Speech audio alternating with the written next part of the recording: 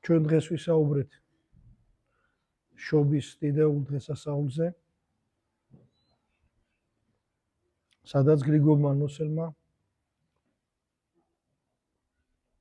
კარგად აგვიხსნა ამ საიდუმლოს, ამ დიდი დღესასწაულის არსი. მერთმა ინებოს, რომ ეს სიტყვები ყველა ქრისტიანს კონდეს გონებაში და ახსოვდეს ყოველთვის რა არის შობა. ჩვენ არაერთ გზის გვითქვია და კიდევ გავმეორებთ. წუთისოფელი ქრისტეს ებრძვის. ერთ-ერთი გამოვლინება იმისა, რომ წუთისოფელი ებრძვის ქრისტეს არის ის, რომ უნდა ეს უდიდესი დღესასწაული შობა დააკნინოს. დაავიწყოს ადამიანს.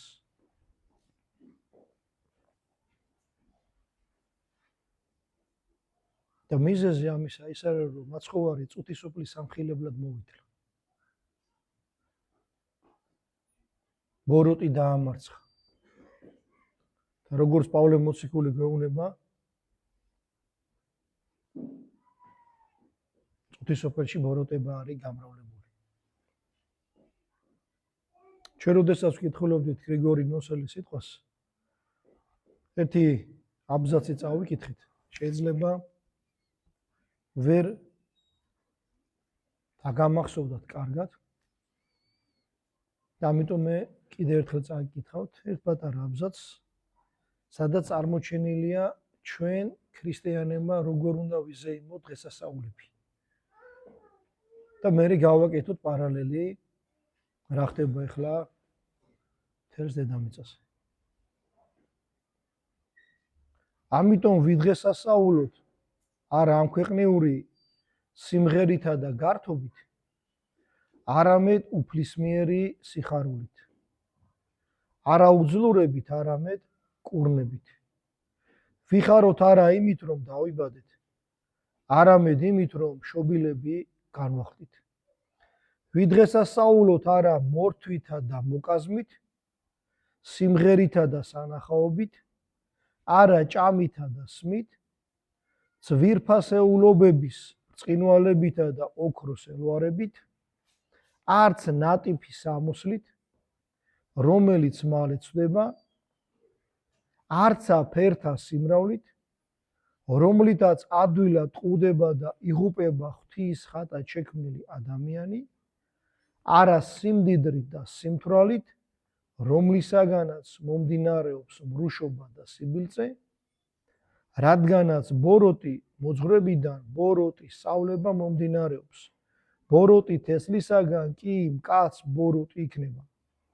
არც უხისუფრა გავაწყოთ მუცლის საამებლად, რომლისგანაცაა ყოველი ავადმყოფობა, არც შეზავებულ სასმელებს და არც მზარეულის ოსტატობას ვეტრფიალოთ, ნურს მრავალგვარ სუნელებსა და ზღვისა და ხმელეთის ძვირფას ნობაც დავეხარბებით, ნურს ნაყროვანებასა და გემოთმოყვარეობაში გავეჯიბრებით ერთმანეთს, რადგან აუცილებელზე მეტის მიღება უძღებება, მაშინ როცა ჩვენი მსგავსი მშიერები და ღატაკები არიან.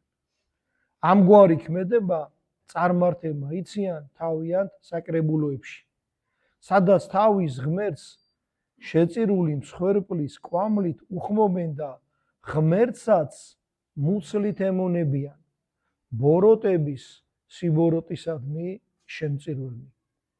ჩვენ კი რომლებიც სიტყვას ვემონებით, თუ დღესასწაულება გვინდა, სიტყვით, რჯულითა და საღვთო საუბრით ვილხინოთ. ვისთვისაც შევიკრიბეთ, ის ახლოსაა ჩვენთან, არა შორს ჩვენგან მადლით ის, ვინ ჩვენ შეკრიბა. და თუ ინებებთ, მე განგიმზადებ თქვენთვის საზდოს და მოგახსენებთ სიტყვას იმის შესახებ, ჩემო კეთილო სტუმრებო, თუ როგორი სილაღითა და სიხარულით გამოზარდა უცხო მშინაური, გაუხარებელმა გახარებული, სოფლელმა ქალაქელი, გლახაკმა და უქონელმა სიმდიდრით შემკობილი. აქ ეხლა როგორც შეგვიდით გავჩერდებით. ნახეთ და ერთი პატარა აბზაცია. და ამ ერთმა აბზაცმა ყველაფერი გვითხრა. და ტაძრის გარეთ რა ხდება?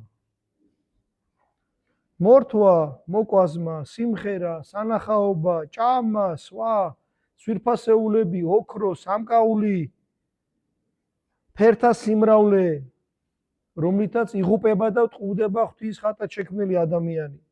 სიმდიდრე, სიმთვრალე, რომლისაგაც მომდინარეობს მრუშობა და სიბილწე. და ასე შემდეგ.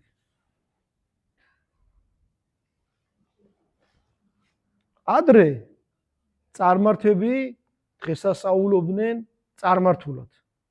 ეხლა ცუდი ისაა, რომ ქრისტიანები დღესასწაულობენ წარმართულად. ეს ძალიან დიდი განსხვავებაა. ბევრად მცირეა ცოდვა წარმართის, რომელიც წარმართულად ზეიმობს და ბევრად დიდია ცოდვა, როცა ქრისტიანი ემსგავსება წარმართს. ამიტომ ორი დღე დარჩა შობამდე.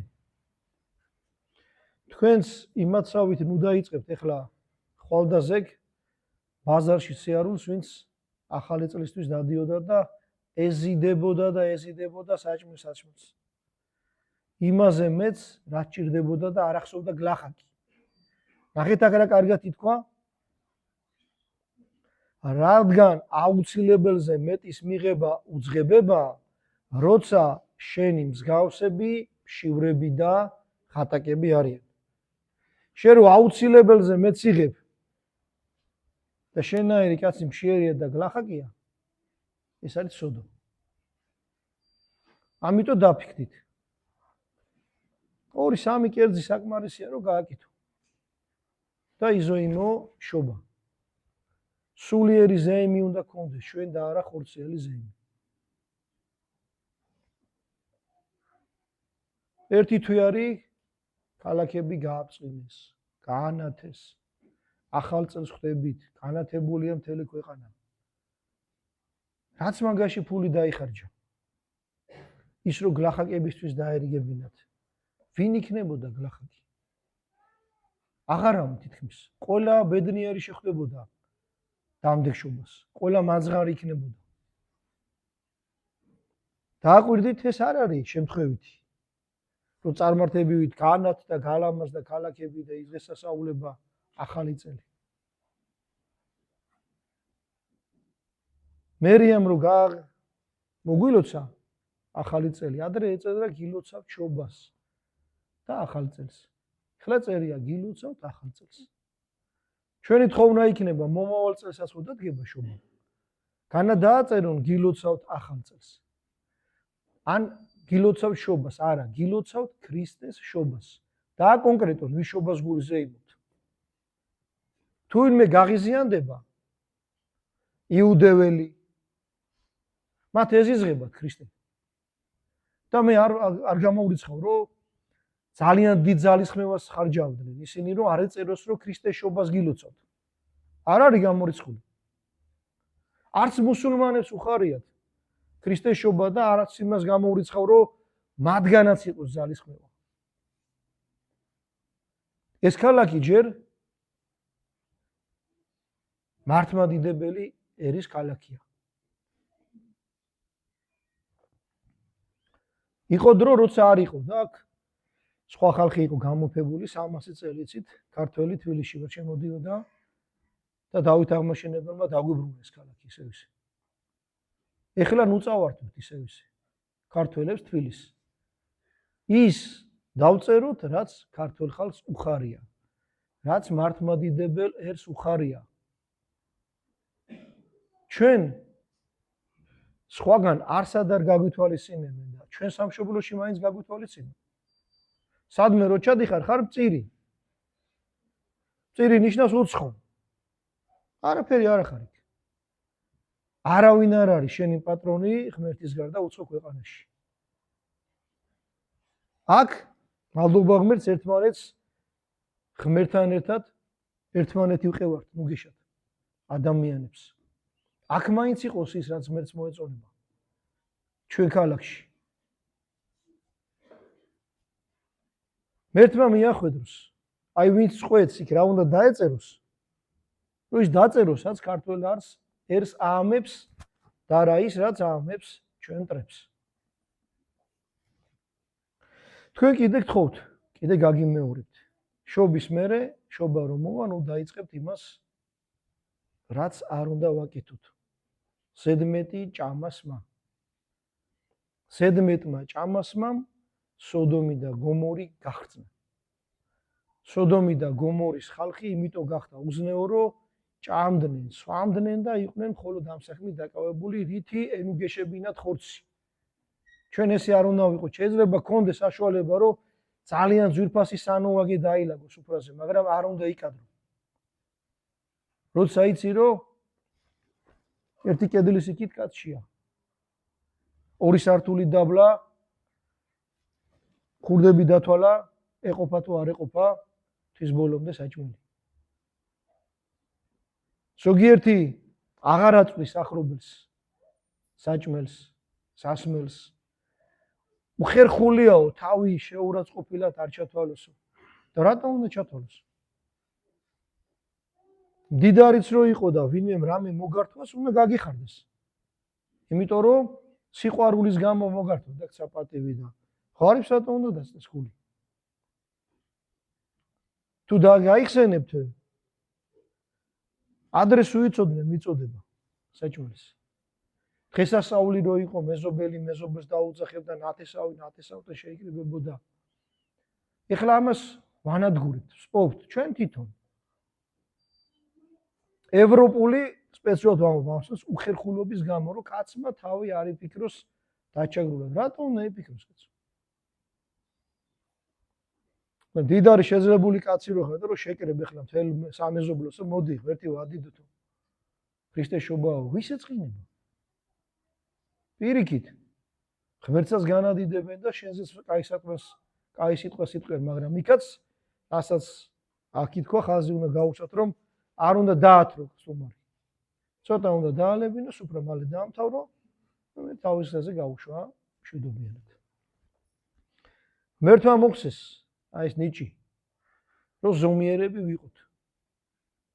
მადლობა ღმერთს გაჭირვებაში ერთმანეთთან დგომა ვიცით, მაგრამ ხიში ცოტა ზედმეტი მოგდის ხოლმე, გავიწყდება. რომ ქრისტიანები ვარ და ისევით, როგორც არ უნდა მოვიცეთ. ყველამ თავის გულში ჩაიხედოს, ეხლა რომ ჩაიხედება, მიხვდება, რომ ბევრჯერ შეშლია. ამიტომ ისე მოვიცეთ, როგორც ვინდა მამები გვეუბნებიან და არა ისე, როგორც მუცელი გვეუბნება. ნახეთ რა კარგად თქვა გრიგორი ნოსელმა, რომ წარმართები ღმერთს მუცლით ემონებიან. ისინი აი ღმერთის პატივისცემას ჭამასმით გამოხატავენ. და მე ხო არა ვარ წარმართი, თქვენ ხო არა ხართ წარმართები. ჩვენს ვჭამოთ, მაგრამ ზომიერად. ჩვენს დავლიოთ, მაგრამ ზომიერად. რაც ზედმეტია, ის ღვთისგან არ არის. ვიღაცას მივაწოდოთ, ვიღაცამ ანუგეშოთ. ჩვენ გარშემო ვინც არის. დღეს კიდე ერთი ზეიმი გვაქვს. უწმინდესის დაბადების დღე. ერთმა დალუცოს, აკურთხოს, სიმხნე მისცეს. ძალიან დიდი შრომა აქვს ადამიანს ჩადებული თავის სულის გადარჩენისთვისა და ქვეყნის გადარჩენისთვის და ღმერთმა შეუწიროს ეს თავისი შრომა და ჩვენ გავყოფოს მადლიერები. დღეს ხანდახან ნახავთ ხოლმე ვიღაცა გამოხდება და რაღაც უცნაურ სიტყვებს ლაპარაკობს. აი ეს აიტყვი საერთოდ საიდან მოიტანა? ადამიანი მაინც არის აი იმას უბედავს და ლაპარაკობს. შენ რო არაფერი გაიკეთებია ცხოვრებაში. და თუ რამე გაიკეთებია, სხვამ რომ მოგეხმარა და იმიტომ რომ გააკეთეთ, თორე იმის გამკეთებელიც არ იყავ. იმას რატო ლანძღავ ვინც იშრომა? იმიტომ რომ გშურს. პასუხი ეგ არის. შურიანი ხარ. ისეთი შურიანი ხარ, რომ კაცს რო აქებენ არ მოგწონს, ბრაზდები. და ისეთი სუსტი ხარ, ამას ვერ მალავ და ტელევიზორში გამოდიხარ, ტელევიზიით და სისულელებს ლაპარაკობ. ერთხელ ხატმებრძოლმა იმპერატორმა ორი ძმა